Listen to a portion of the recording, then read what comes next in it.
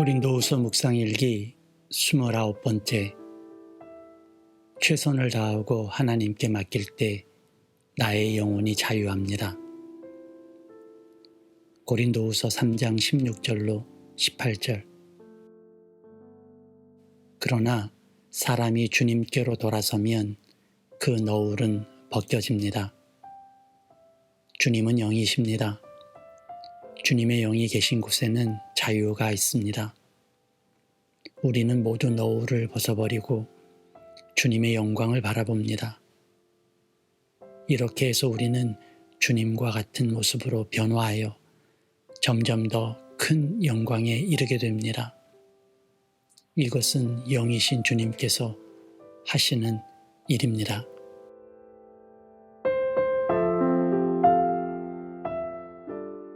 좋은 아침입니다. 제가 매일 묵상을 하면서 제일 힘들고 또 가장 감사한 때가 바로 금요일 아침입니다. 힘들기도 하고 감사하기도 하다는 말이 모순이죠. 힘든 이유는 매일을 꾸준히 지속하는 것이 우리에게 쉬운 일이 아니기 때문입니다. 월요일 아침에는 뭔가 새로운 마음으로 다짐도 하고 잘해보려는 마음도 있죠. 그래서 매일 묵상에 의지를 가지죠. 그런데 하루 이틀이 지나면 그 의지가 점점 사그라집니다. 때론 마지못해 묵상에 임하는 경우도 있죠. 그렇게 일주일의 끝을 갈수록 힘겨워지죠. 그런데 금요일에 이르면 안도가 됩니다. 일주일을 잘 지속했다는 안도와 함께 감사함이 몰려오죠. 제게 토요일은 침묵의 하루입니다. 그리고 주일을 맞죠. 신기한 일은 우리의 지속된 매일 묵상이 주일 주님 앞에 서는 우리를 은혜로 이끈다는 점입니다. 그렇게 은혜는 우리의 성실과 꾸준함, 의지와 노력 위에 부어지죠. 오늘까지 일주일을 묵상으로 함께 하신 여러분을 축복합니다. 그 성실과 지속함에 상 주시는 주님의 은혜가 넘치길 빕니다. 오늘 본문에서 바울은 이렇게 말합니다. 사람이 주님께로 돌아서면 그 너울은 벗겨집니다. 개역 개정본에는 없는 따옴표를 새 번역은 써서 이 글을 쓰고 있죠. 아시다시피 따옴표는 인용구와 같은 문장에 쓰이는 문장 부호죠. 새 번역은 왜 이 문장에 따옴표를 썼을까요? 그것은 아마도 이 문장이 당시 중요하게 인용되는 문구여서이지 않을까 싶습니다. 초대 기독교의 교리를 설명하는 문구 가운데 하나로 사용된 것일지도 모르겠습니다. 그런데 이 문장을 바울은 모세의 수건 사건과 연결해서 사용하고 있죠. 모세는 사람들에게 나설 때는 수건을 두른 대신 하나님께 나설 때는 수건을 거두었습니다. 이처럼 우리가 예수 그리스도께로 나아가면 수건이 벗겨진다는 뜻이죠. 이와 함께 예수 그리스도께서는 율법의 하나님이 성육신하셔서 이 땅에 오신 메시아라는 것을 강조하고 있는 것이죠. 이 문장에서 눈에 들어오는 단어가 있습니다. 그것은 돌아선다는 단어입니다. 돌아선다는 단어가 눈에 띈 이유는 이것이 회개와 연관된 단어이기 때문이죠. 회개란 가던 길을 멈추고 돌아서는 것을 의미하죠. 방향을 바꾸는 것을 말합니다. 이 회개가 신앙의 중요한 전환점임을 우리는 잘 알고 있죠. 그런 의미에서 돌아선다는 의미를 상고해 볼 필요가 있다는 생각입니다. 바울은 율법과 결부시켜 그리스도를 설명하고 있는 중입니다. 율법을 쉽게 표현하면 자기의 의죠. 율법을 지키는 자들의 의로움을 강조합니다. 자기의라는 말도 좀 어렵죠. 조금 더 쉽게 지금까지 적용하며 해왔던 말 가운데 찾으면 자신의 열심, 자기의 노력이라고 할까요? 그럼 조금 더 쉬울지 모르겠습니다. 자기가 한 노력으로 인생을 평가하려는 시도가 율법주의일지도 몰라요. 분명히 말씀드립니다만 연이어서 우리는 노력의 중요성을 강조해 왔습니다. 율법이 불필요한 것이 아니라고도 했죠. 우리는 최선을 다하는 노력을 마다치 말아야 합니다. 노력 없이 얻을 수 있는 것은 없으니까요.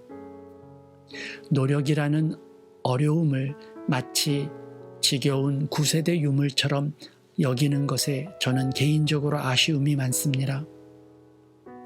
노력에 대한 정의의 정도 차이는 있겠으나 그러나 내가 하지 않고 얻을 수 있는 것은 없고 뿌리지 않고 거둘 수 있는 것 또한 하나도 없음은 불문가지죠. 그런데 율법주의라고 일컫는 사상의 중심은 그 노력으로 내가 의롭게 될 수 있다는 것입니다. 내가 열심히 하면 모든 것을 얻을 수 있다는 뜻이죠. 뿌린 대로 거둔다는 말씀은 진리 중의 진리입니다. 그런데 우리가 착각하는 것이 있어요. 우리가 뿌린다고 다 거두는 것이 아니라는 사실을 간과하죠. 농부가 씨를 뿌리면 끝나는 것이 아니죠. 아무리 열심히 뿌리고 끝없는 대지에 최선을 다해 뿌려도 이후 그가 간절히 바라고 기다리는 것은 하늘의 뜻입니다. 해와 비바람, 기온과 날씨 등을 기원하죠. 다시 말해 하나님의 은혜 없이는 뿌린다고 다 거둘 수 없다는 것입니다. 그러니까 뿌린 대로 거둔다는 말 속에는 하나님의 은혜가 전제되어야 하는 것이죠. 그렇습니다. 하나님의 은혜는 우리의 뿌리는 노력 위에 임합니다. 그렇게 최선을 다하고 내가 할 수 있는 모든 노력을 다한 이후 우리 눈을 돌려서 하나님의 은혜를 간구하는 것이 회개입니다. 그것이 돌아서는 것이죠. 회개가 무엇인지 우리는 정확하게 알아야 합니다. 단순히 죄에서 멀어지는 것을 의미하지 않습니다. 잘못을 버리는 것만으로 그치지 않아요. 만약 그렇다면 우리는 늘 회개를 달고 살아야 합니다. 진짜 회개는 우리가 잘못을 버리는 노력을 다한 후에 우리가 죄에서 멀어지는 최선을 다한 후에 물론 죄에서 멀어지는 것은 죄가 아니라 은혜를 묵상하는 일에 최선을 다하는 것입니다.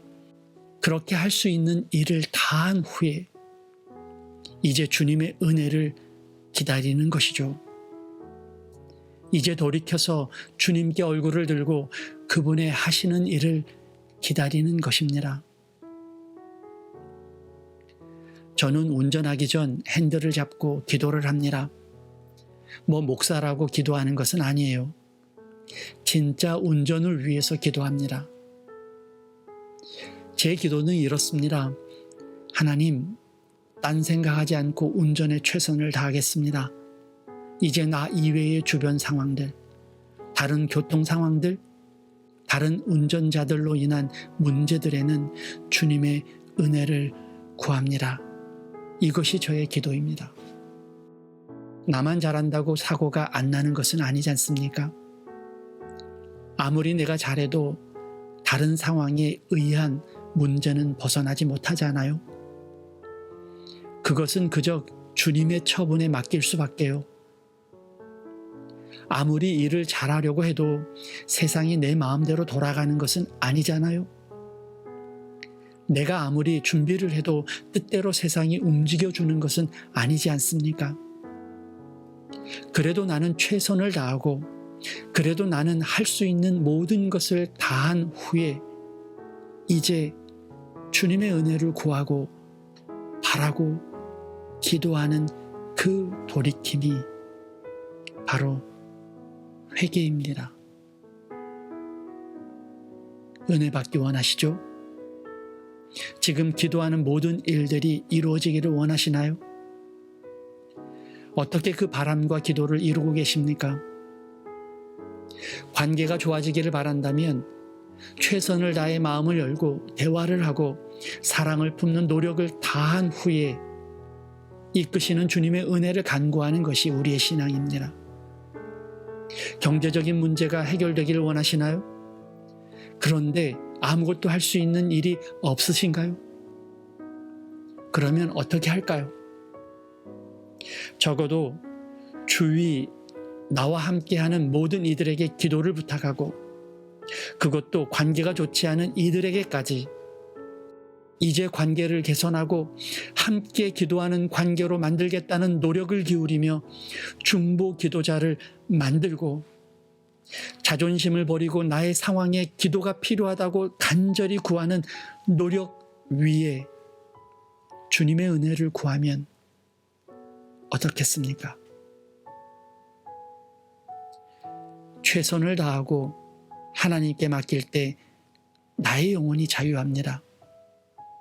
할 수 있는 일을 다하고 이제 하늘의 뜻에 맡길 때 내 마음이 평안해요. 그 은혜가 모일 때 나의 역량은 더 커지고 나의 최선은 더 넓어질 겁니다. 우리는 그렇게 성장하죠. 땀과 수고로 성장하는 여러분들을 축복합니다.